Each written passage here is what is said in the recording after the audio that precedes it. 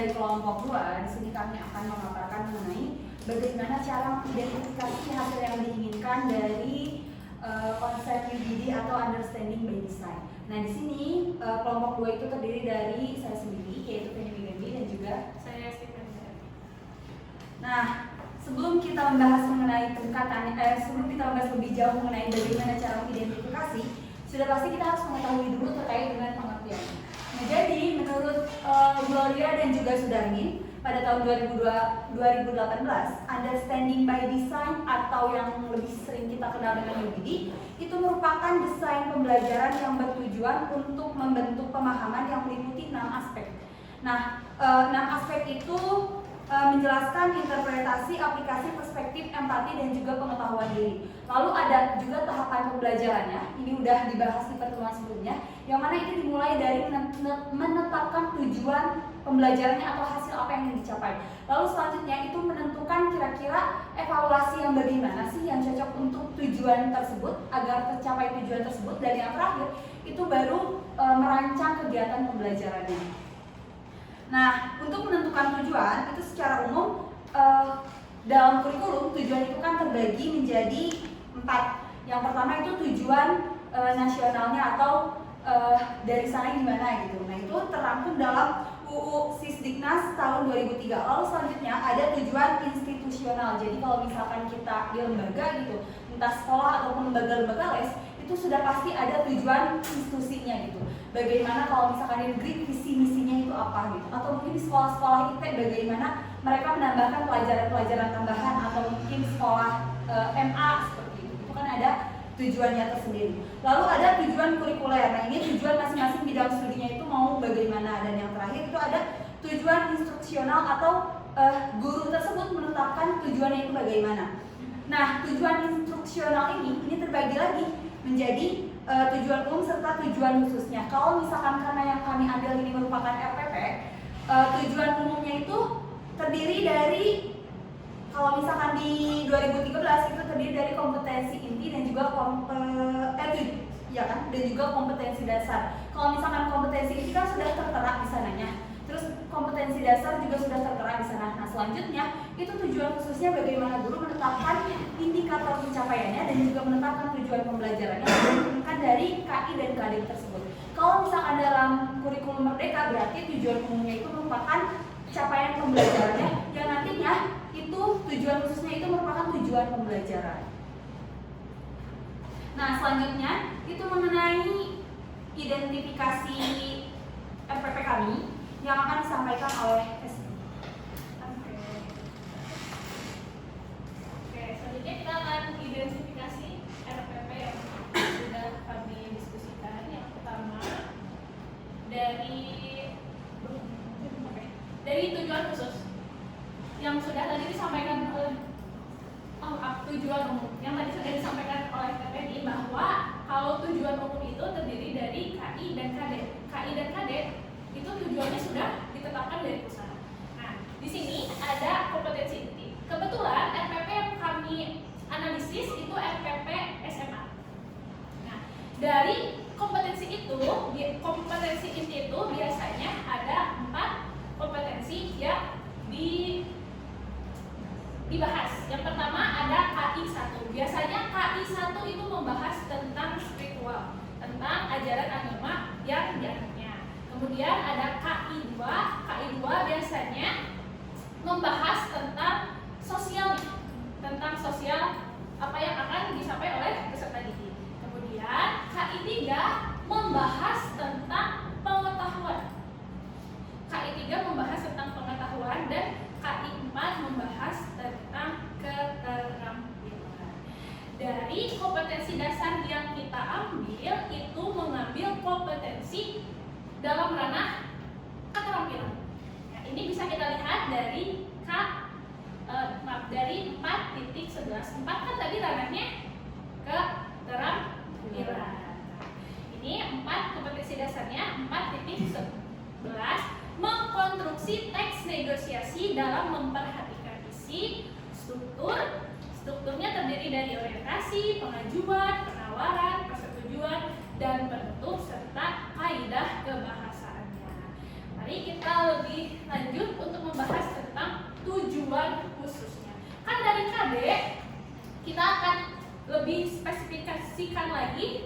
tujuannya ya dipecah menjadi indikator pencapaian kompetensi atau IPK. Biasanya IPK itu ditentukan oleh si gurunya. Nah, dari IPK tersebut ada 4.11.1 ya, 4.11.1 yaitu menentukan topik teks negosiasi yang ditentukan. 4.12.2-nya itu membuat kerangka berdasarkan topik yang telah ditentukan dengan memperhatikan isi dan struktur teks negosiasi. Selanjutnya ada 4.13.3 menulis teks negosiasi dengan memperhatikan isi, struktur, dan kaidah kebahasaan. Oke. Dari IPK yang telah dikembangkan, kemudian dikembangkan lagi menjadi tujuan pembelajaran. Tujuan pembelajaran ini sesuai dengan IPK yang telah tadi guru rancang. Nah, jadi tujuan dari pembelajarannya yaitu melalui kegiatan pembelajaran dengan pendekatan saintifik. Biasanya di tujuan itu dimasukkan pendekatannya apa, model pembelajarannya apa, dan metode pembelajarannya apa. Nah, kita sebutin ya tujuan pembelajarannya itu melalui kegiatan pembelajaran dengan pendekatan saintifik dan model discovery learning dan menggunakan metode chain writing, peserta didik mampu menentukan topik. Dari dapat menentukan topik itu maksudnya dari IPK pertama 4.11.1 yang menentukan topik. Selanjutnya juga sama, tujuannya juga melalui kegiatan pembelajaran dengan pendekatan saintifik dengan model discovery learning dan menggunakan metode chain writing, peserta didik mampu menyusun kerangka teks negosiasi dengan memperhatikan isi, struktur, dan kaidah kebahasaan. Dan yang terakhir juga melalui kegiatan pembelajaran dengan pendekatan saintifik dan model discovery learning menggunakan metode chain writing, peserta didik mampu menulis teks negosiasi dengan memperhatikan isi, struktur, dan kaidah kebahasaan. Jadi dari IPK itu dan tujuan itu yang ditekankannya menentukan, menyusun, dan menulis. Oke, selanjutnya menurut format yang penugasannya ya. Nah, apa ide-ide besarnya? Jadi ide-ide besar dari materi yang akan disampaikan itu isinya, strukturnya, dan kaidah kebahasaan teks negosiasinya. Selanjutnya, pemahaman yang diinginkan. Siswa akan mampu menerapkan konsep negosiasi dari situasi yang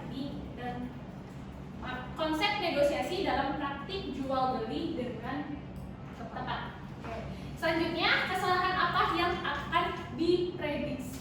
Jadi, dalam materi teks negosiasi ini, kesalahan yang diprediksi ya, peserta didik tidak memahami konteks dari situasi yang ditentukan. Selanjutnya, peserta didik juga tidak menggunakan struktur dan kaidah yang tepat dalam menulis teks negosiasi.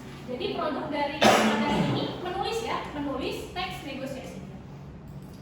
Selanjutnya, ada pemahaman spesifik apa tentang mereka yang diinginkan. Jadi pemahaman yang diinginkan dari pembelajaran materi teks negosiasi ini, siswa mampu membuat teks negosiasi sesuai dengan isi, struktur, dan kaidah kebahasaan. Berarti sesuai dengan ide-ide besar yang tadi ya. Nah, selanjutnya ada pertanyaan provokatif, apa yang akan mendorong inquiry, pemahaman, dan transfer pembelajaran. Jadi pertanyaannya itu, apakah ada yang pernah melakukan negosiasi secara langsung? Biasanya pertanyaan itu diajukan sebelum guru membahas lebih dalam tentang materi teks negosiasi. Oke, selanjutnya poin terakhir ya, pengetahuan dan keterampilan kunci apa yang akan diperoleh siswa sebagai hasil dari unit ini. Jadi peserta didik mampu menerapkan, menganalisis, bahkan menciptakan dari isi, struktur, serta kaidah kebahasaan teks negosiasi dengan tepat. Oke, yang terakhir, apa yang akhirnya dapat mereka lakukan sebagai hasil dari pengetahuan dan keterampilan tersebut. Jadi peserta didik mampu menerapkan pengetahuan serta keterampilan yang telah didapat